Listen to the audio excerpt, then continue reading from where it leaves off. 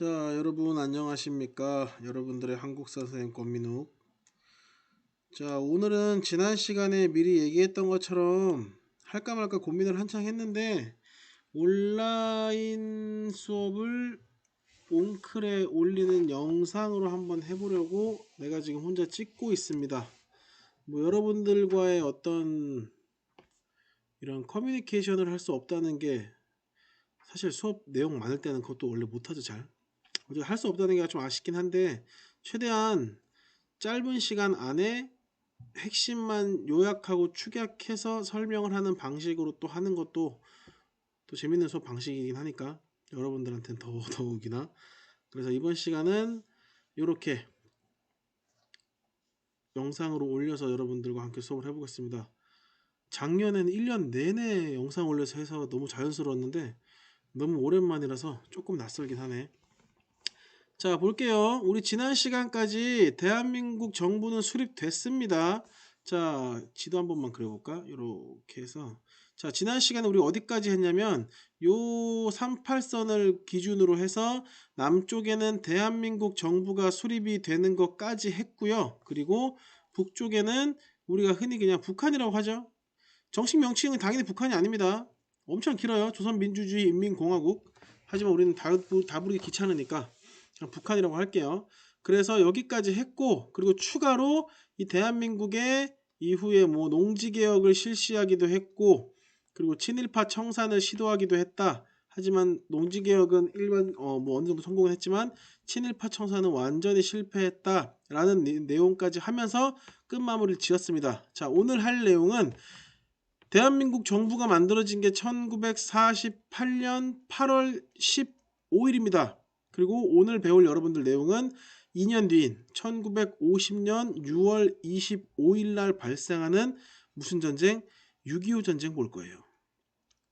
뭐 어딘가에서는 남북전쟁, 뭐 어딘가에서는 한국전쟁이라고 뭐 여러가지 명칭을 쓰는데 그냥 우리는 6.25 전쟁이라는 명칭으로 총칭하겠습니다. 6.25 전쟁. 자, 그래서 6.25 전쟁이 일어나기 직전에 뭐 배경도 설명할 거고요. 그리고 중간중간에 과정도 설명할 거고 6.25 전쟁이 어떻게 끝났는지 그 결과, 그리고 오늘날 어떤 영향을 가져오는지 이렇게 네 가지로 구분해서 볼 겁니다. 자, 이제 필기할 준비 하시고 여러분들 교재에는 49차시 펼치시면 됩니다. 내가 페이지까지는 정확하게 기억 못하겠어. 자, 그럼 이제 먼저 배경 봅시다. 필기 시작하세요. 자, 1번 전쟁의 기운이 한반도를 감싸다. 뭐 화려한 무대 조명도 아니고 감싸요. 자, 봅니다. 일단 이게 옛날 어르신들 좀 더러운데요. 이 방귀가 잦으면 똥이 된다고. 이 6.25 전쟁이라는 엄청 큰 전쟁 이전에 이미 굉장히 소규모지만 국지전의 형태의 전투가 이 38선 부근에서 엄청 자주 이루어집니다. 마치 곧 전쟁이 일어나도 이상하지 않을 것처럼. 물론 이때 이 전투를 하는 소규모의 전투 병력들은 이러다 전쟁 나는 거 아니야? 라는 생각을 뭐 했을 수도 안 했을 수도 있지만 어쨌거나 6.25 전쟁이 일어나기 직전에 38선 부근에서 계속 크고 작은 전투들이 있어요. 자, 그 두 번째, 북한이 본격적으로 전쟁 준비를 합니다. 자, 요거는 이미 다 기밀 문서 같은 게 공개되고 외교 문서가 다 공개되면서 밝혀진 내용인데요. 38선 라인 위로 이 북한은 애저녁에 남한에 대한 침공을 계속 계획하고 있었고요. 그래서 북한이 자기 혼자 단독으로 침공은 할 수 없으니까 일단 어디를 꼬십니다. 중국 도와주세요. 그래서 중국은 어쨌든 이 한반도를 전부 다 공산화시키고 싶은 심정이니까 오케이 도와줄게. 중국이 북한을 도와주기로 약속을 합니다. 근데 이 당시에 중국은 둘째 형님이고요. 중국 위에 큰 형님이 한 명 있어. 그게 누구야? 러시아, 소련이죠. 여기에 허락이 딱 떨어져야 전쟁이 가능하거든. 근데 북한이 이 소련에 전쟁 좀 허락해 주세요 라고 계속 사람을 보내도 끝까지 소련은 전쟁 허락 안 해요. 처음에 꺼져 돌아가. 저희 전쟁에서 남한을 먹어서 됐어. 지금 너희 전쟁하면 3차 대전이야. 돌아가. 아 저희 이길 수 있는데 금방 이겨서 꺼지라고 해서 소련이 계속 북한을 쳐내다가 이 북한의 김일성이 이 당시에 소련의 스탈린을 한 50번 찾아갑니다. 의지는 대단해요. 찾아가서 결국에 소련이 북한을 지원해 주기로 약속을 합니다. 대신 중국처럼 대놓고가 아니고 어떻게 몰래. 자, 소련은 북한을 몰래 도와주기로 약속을 하고요. 중국은 대놓고 도와주기로 약속을 한 뒤에 북한이 이 중국과 소련의 무기들을 전부 다 모아서 내려옵니다. 몇 월 며칠 날? 6월 25일 날. 자, 근데 북한이 남한을 쳐들어올 때 가장 걱정했던 게 하나 있어요.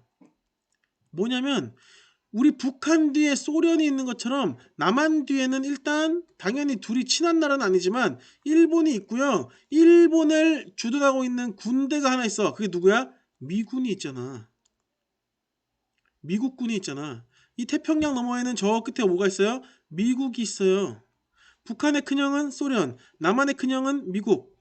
그래서 우리가 쳐들어가면은 남한이랑 1대1로 싸워서는 질 수가 없는데 근데 뒤에 미국이 있네. 어떡하지?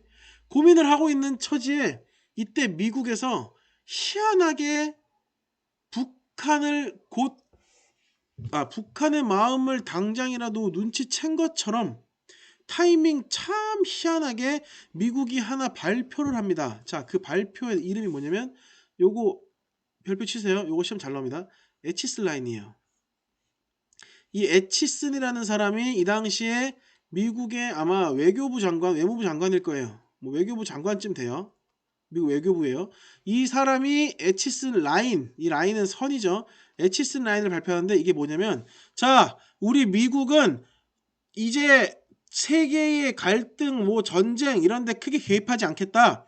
우리 미국이 혹시 전쟁이 났을 때, 갈등이 생겼을 때 개입을 하는 딱 그 마지노선을 정하겠다. 라고 해서 미국이 요 갈등이 일어났을 때 자기들이 개입을 한다, 안 한다 하는 요 선을 딱 정해서 발표를 한다고.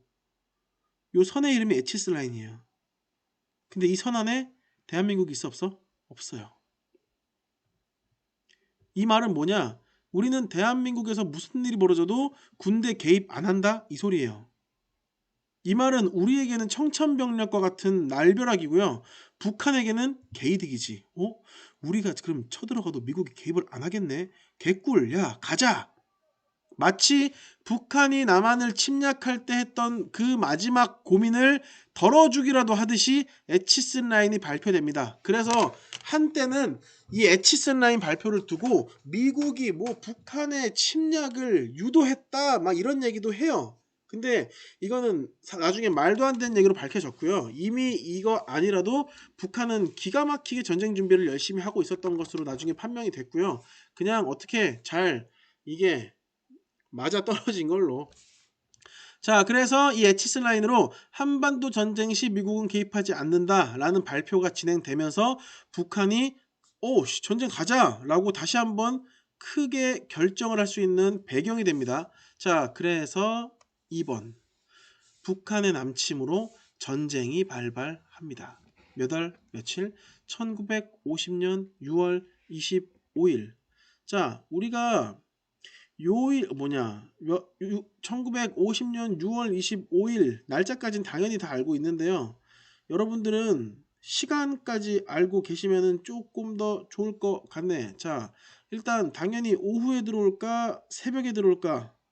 아무도 전쟁을 준비할 것 같지 않은 새벽 4시에 들어옵니다. 이거 진짜 현장에서 수업하면 할 말 진짜 많은데 얼굴 보고 하면 새벽 4시에 국군들은 전쟁을 막을 준비를 하지 않고 있습니다. 이거 새벽 4시 6월 25일이 그거예요. 일요일 새벽이에요.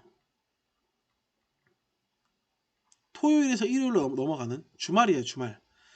이 국군이 왜 이 주말에 북한의 침략을 예견하지 못하고 제대로 방비를 하지 않고 있었는지는 나중에 시간 되면 얘기해 줄게요. 자, 그래서 6월 25일 날 남침을 하고요. 당연히 준비가 안 된 국군을 상대로 이 당시 얘들아 우리는 전차가 2대밖에 없었어.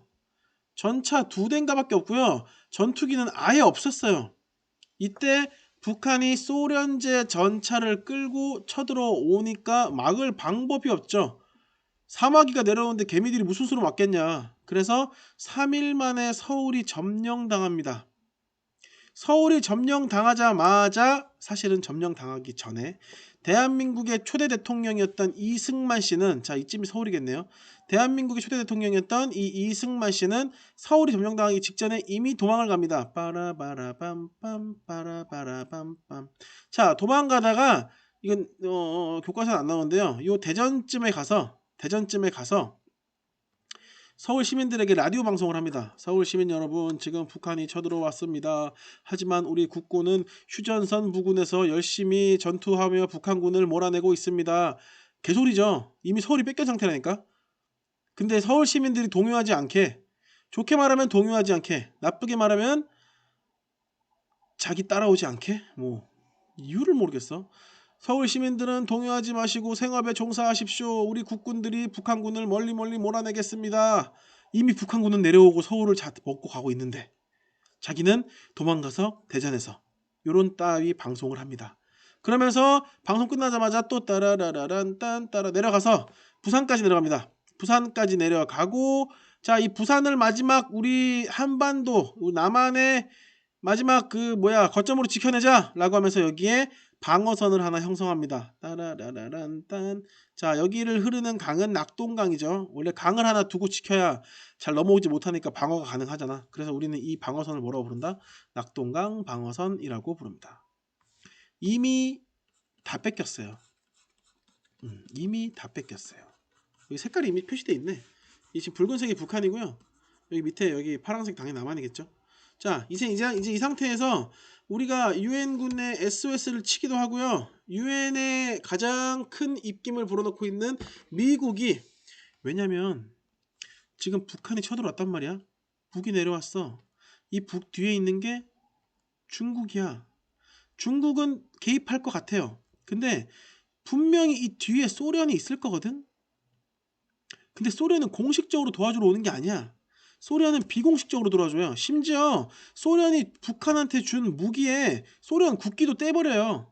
북한 국기 붙여서 와. 왜? 소련이 공식적으로 개입한다는 소문이 나면은 누가 개입할 수 있는 명분을 주는 거거든. 미국이 개입할 수 있는 명분을 주는 거거든. 소련과 미국이 또 전쟁을 한다? 이건 몇 차 대전이야? 3차 대전이야. 그래서 소련이 북한을 도와주되 몰래 나는 도와준 적 없는데 라고 뻥치면서 도와줘요. 이러니까 미국도 개입할 수 있는 명분이 없는 거야. 잠깐만, 소련이 대놓고 개입을 하면 우리도 갈 텐데 소련이 몰래 개입한다고? 우리도 몰래 할까? 잠깐만, 근데 우리는 좀 영토가 멀어. 태평양을 넘어와야 되잖아. 몰래 오기 좀 힘들어. 안 되겠다. 우리는 그럼 이 전쟁에 들어갈 수 있는 방법을 바꿔야지 해서 남한을 지켜주기 위해서 누가 도와주러 온다? 유엔군이 도와주러 와요. 이 유엔군 안에 어느 나라가 소속되어 있는 거야? 미군을 포함한 다수의 미국과 친한 나라들이 포함되어 있겠죠. 소련은 이름 없는 전쟁으로 북한을 도와주고 미국은 유엔군의 가면을 쓰고 남한을 도와주기 시작합니다. 그렇게 해서 들어오는 게 누구야? 유엔군입니다. 자, 유엔 안전보장이사회에서 북한을 침략자로 규정. 맞잖아. 쳐들어왔잖아. 심지어 선전포고도 안 해요. 그래서 이거 북한 침략자다. 이 침략자 북한으로부터 대한민국을 지키자. 왜? 대한민국은 유엔이 합법적 정부로 유일하게 승인한 땅이니까. 지난 시간에 했어요. 그래서 유엔군을 파병을 합니다. 유엔군 참전. 빠바밤. 자, 여기에 들어온 국가가 16개국이고요. 병력을 지원해준 국가는 16개국이에요. 이것도 꽤 많은 편이야. 심지어 우리가 지금 잘 사는 나라 아닌 것 같은데 라고 하는 에티오피아, 콜롬비아, 필리핀, 태국 엄청 많아요. 우리는 전 세계에 우리를 도와준 모든 나라들에게 감사하며 살아야 돼요. 자, 그리고 의료 지원을 위해서 5개 나라가 들어옵니다. 스웨덴, 인도, 덴마크, 노르웨이, 이탈리아. 그리고 야, 너네 빵 없지? 너네 쌀 없지? 너네 물건 없지? 물자를 지원해준 나라는 더 많죠. 심지어 이건 어디 붙어 있는 나라야? 라고 하는 모나코, 또 어디 있어?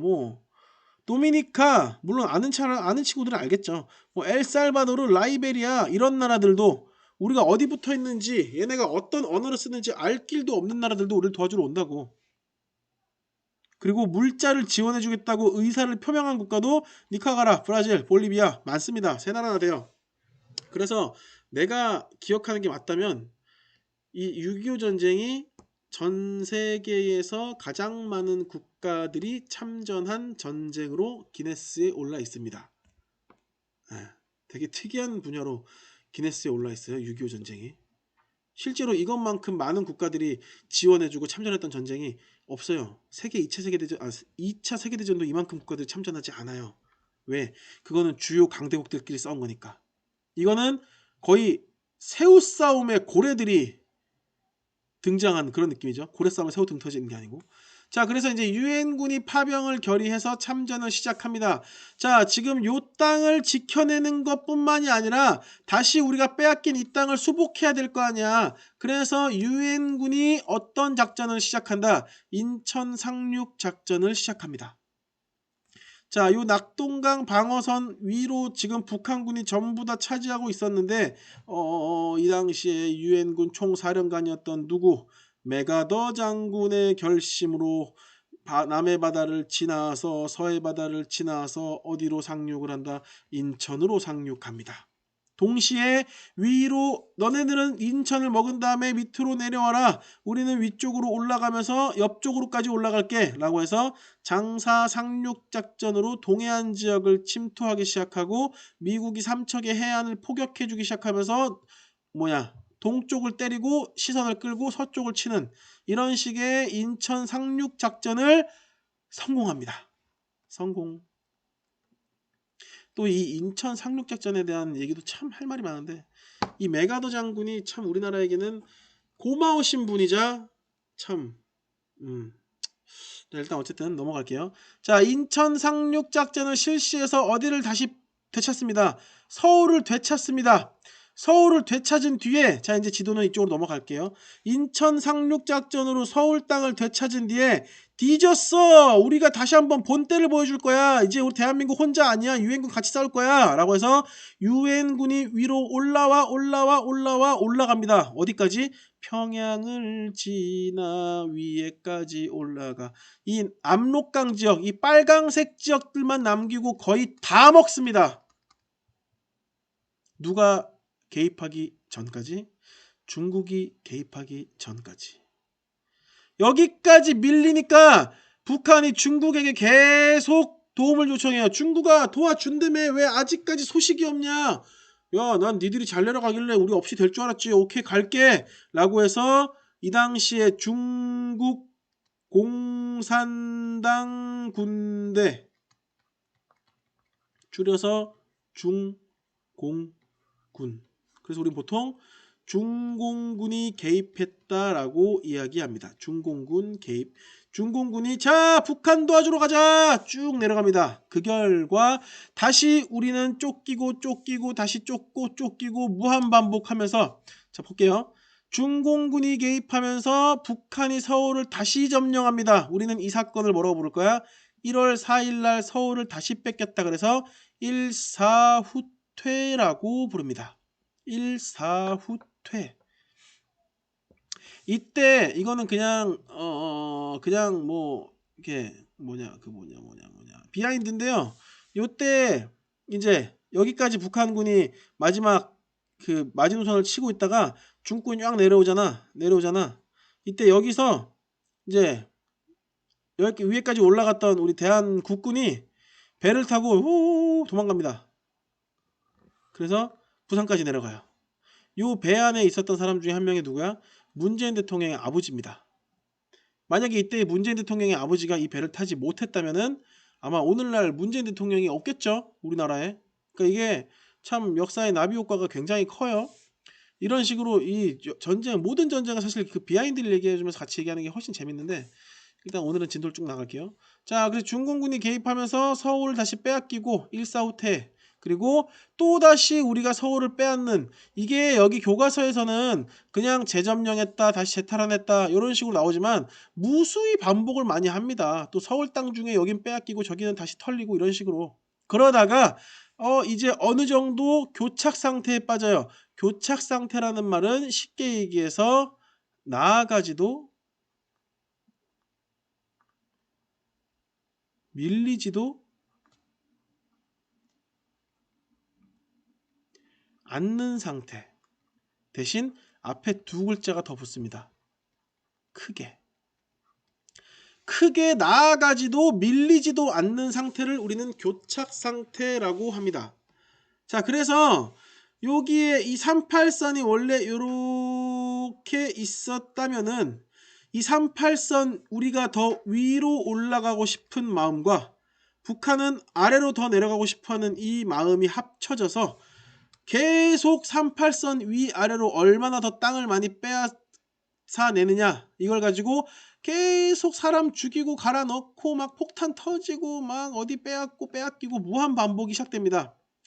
그런 와중에 소련이 자기들은 직접적으로 개입도 하지 않았으면서 전쟁이 너무 길어진다, 중국아 북한아 우리 그냥 화해하는 게 어떻겠냐, 미국아 너희도 유엔을 좀 설득해봐라, 우리 그만 싸우자. 소련이 먼저 정전을 제안을 합니다. 그래서 두 가지를 놓고 정전회담을 계속합니다. 첫 번째는 뭐야? 군사분계선을 어떻게 설정하느냐. 이건 다시 말해서 무슨 말이냐? 휴전선. 어느 땅까지를 남한이 가지고 어느 땅까지를 북한이 가질 것이냐, 그걸 가지고 계속 싸우고요. 두 번째는 포로 송환 문제. 북측이 잡아놓은 남측 포로, 남측이 잡아놓은 북측 포로, 이거를 어떻게 송환할 것이냐. 자, 포로 송환을 가지고 왜 싸움이 나냐면요, 두 가지예요. 자유 송환을 할 것이냐, 자동 송환을 할 것이냐로 싸워요. 이게 무슨 뜻이냐면요, 자동 송환은 그냥 북한 사람은 북한으로 가고, 남한에 잡혀있는, 북한에 잡혀있는 남한 사람은 그냥 강제로 무조건 남한이 데리고 가는 거야. 이게 자동 송환이에요. 자유 송환은 뭐냐?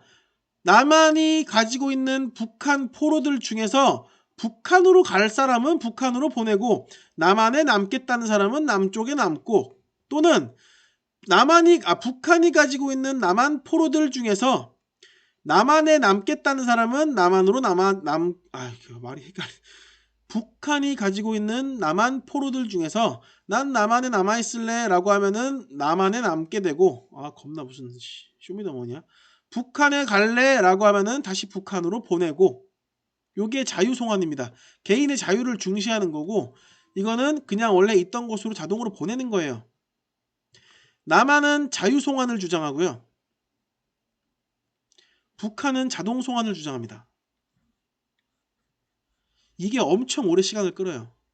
2년 동안 이걸로 회담을 계속 개최 결렬 하는 동안 38선에서는 저 백마고지를 다시 빼앗기고 무수히 많은 군인들이 마치 믹서기에 갈린 밀가루처럼 죽어나가고 있죠.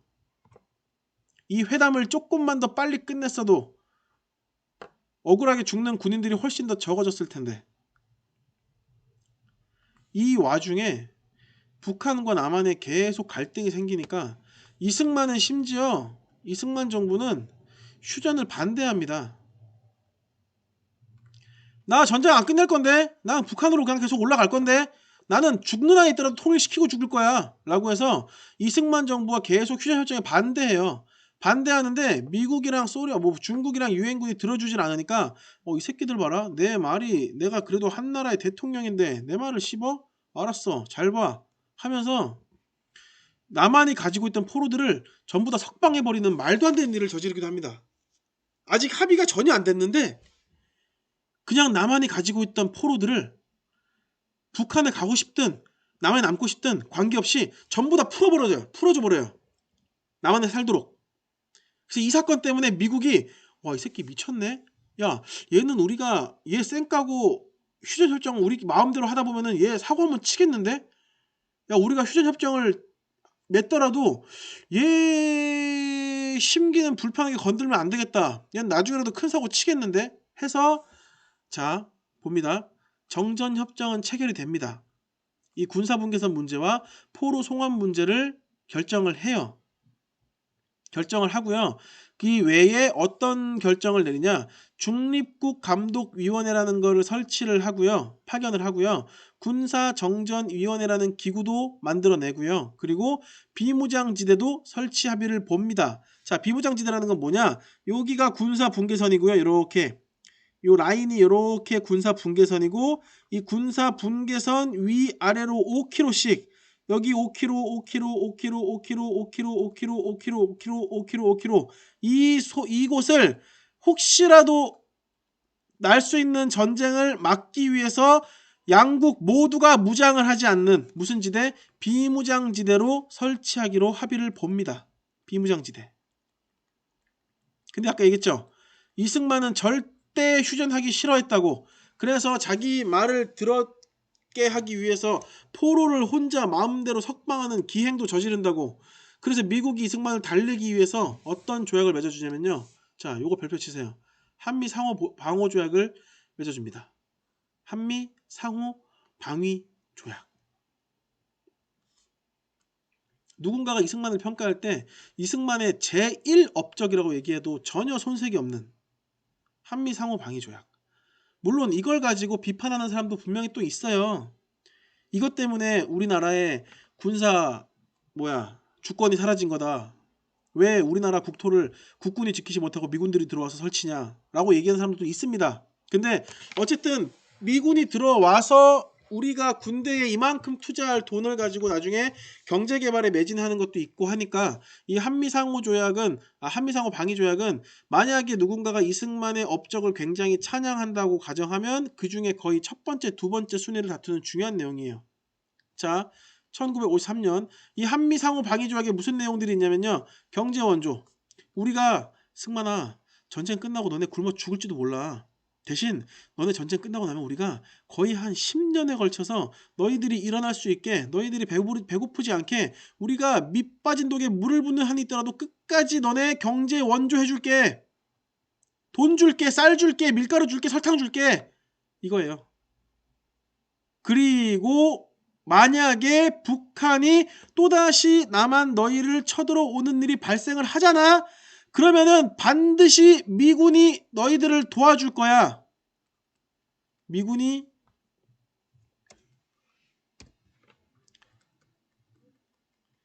전쟁 시 미국 자동 참전이에요. 이게 한미 상호방위 조약의 엄청난 조항입니다. 그냥 전쟁이 나잖아. 그러면은 뭐 미국 상원 하원의 동의를 받거나 뭐 국민들의 투표를 하고 이런 거 없이요. 그냥 전쟁이 나는 순간 무조건 미국은 자동 참전이라고 아예 못을 박아 버립니다. 근데 이걸로도 이승만이 불안해하니까 승만아 우리가 너네 자동 참전 해준다니까. 아 그것도 불만이야? 그것도 뭔가 찝찝해? 알았어. 그러면은 아예 너희 나라에 주한미군을 주둔시킬게. 우리가 지켜줄게. 요 세 개가 한미 상호방위 조약의 핵심입니다. 이거 기억하세요. 한미 상호방위 조약. 이거를 내준 덕분에 이승만이 휴전 협정에 오케이 나도 그럼 방해하지 않을게 협조를 합니다. 휴전이래. 정전 협정에. 참고로 이 정전 협정은 유엔군, 북한군, 중국군 요 세 군의 대표가 사인합니다. 끝까지 이승만은 사인은 안 해요. 사인은 안 해요. 그러니까 참 욕도 많이 먹는 사람인데 참 배짱 하나도 대단한 사람이긴 해요. 사인 끝까지 안 합니다. 대신 요 조항을 얻어냈죠. 자, 그래서 이제 마지막 결과 봅니다. 전쟁의 피해. 당연히 인적 피해는 뭐 말할 것도 없죠. 이건 넘어갑니다. 너무 중요하긴 하지만 이거를 뭐 내가 몇만 명이 죽었니, 몇천 명이 죽었니 수치로 따지기에는 사실 크게 의미가 없고요. 자, 물적 피해. 이건 뭐 당연히 모든 사회 기반 시설은 다 파괴됩니다. 자, 이 전쟁은 어떤 영향을 가져왔느냐? 왜 이게 2번이야? 자, 이거 4번이겠죠. 자, 전쟁의 영향. 분단 고착화. 이제 진짜로 남과 북이 갈라져 버렸습니다. 다시 한번 재결합할 수 있는 가능성이 완전히 끝나버렸어. 벌써 몇 년째야? 전쟁이 끝난 게 53년이니까 내년이 22년이잖아. 2000. 70년 됐겠네요. 70년. 71주년이겠네. 자, 민족의 동질감은 당연히 약화될 거고 상대에 대한 적대감은 심화될 거고 그리고 군사적으로 경쟁할 거고 그리고 남쪽으로 내려온 북한 사람들 북한으로 올라간 남쪽 사람들의 누가 가족들이 항상 차별받고 감시받고 고통받습니다. 왜? 너 빨갱이 아니야? 이런 말 듣거든. 야, 너 삼촌 북한으로 넘어갔다며? 너네 집 빨갱이 아니야? 이런 식으로. 자, 너 빨갱이 아니야? 라고 하는 거 계속 내가 반복해서 얘기하죠. 무슨 정책이야? 반공정책. 북한이라는 엄청나게 사람들이 무서워하는 우리나라의 어떤 공포 대상이 있다 보니까 이 이후에 남한에서 정치를 하는 정치인들은 무언가 내 입맛에 안 맞는 짓거리만 해. 그럼 다 누구랑 한편으로 엮어버릴 거야. 북한이랑 한편으로 엮어버릴 거야. 라고 이야기하는 거예요. 이승만 정부가 뭘 시작한다? 반공체제를 강조하면서 독재체제를 강화합니다. 이승만이 독재를 하려고 할 때 독재를 반대한다? 그럼 얘기하겠지. 넌 지금 나를 반대하는 거야? 나를 반대한다는 건 대한민국을 부정하는 거야? 지구상에 대한민국을 부정한 나라는 북한밖에 없는데? 너 북한이구나. 이게 반공체제예요. 나를 반대해?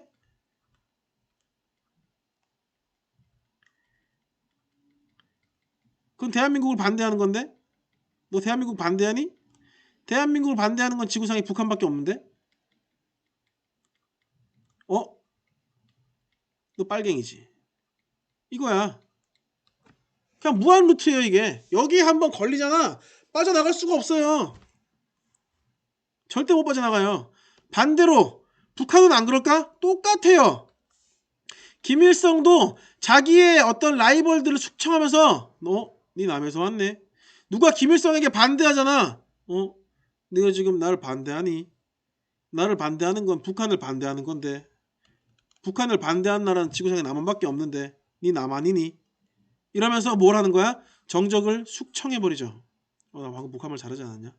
자, 그러면서 이승만은 독재체제를 강화하고 북한은 김일성 유일체제를 강화합니다. 똑같은 말이에요.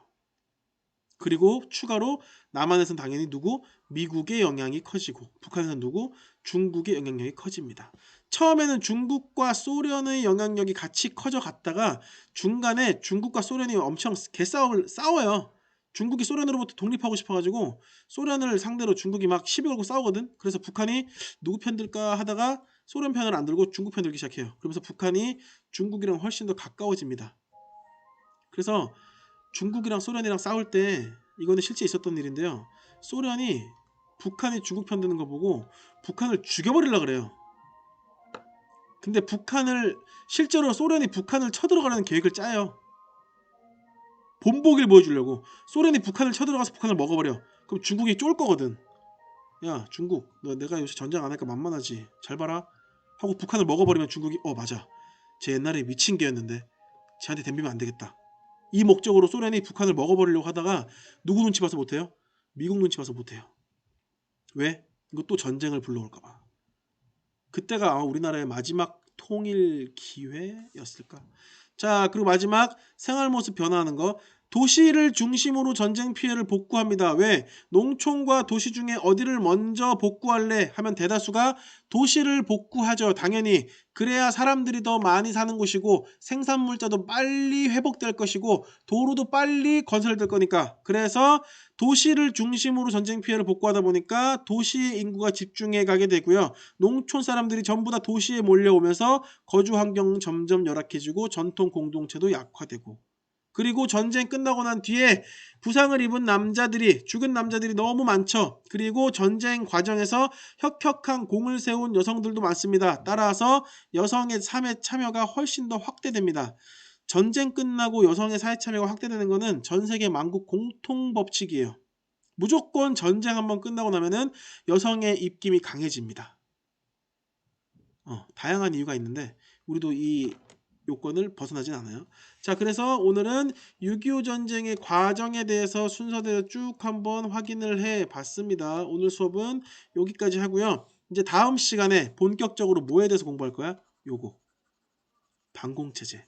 이승만이 독재를 위해서 반공체제를 얼마나 개같이 써먹었는지 그 내용을 다음 시간에 할 겁니다. 자, 오늘 수업은 여기까지. 안녕.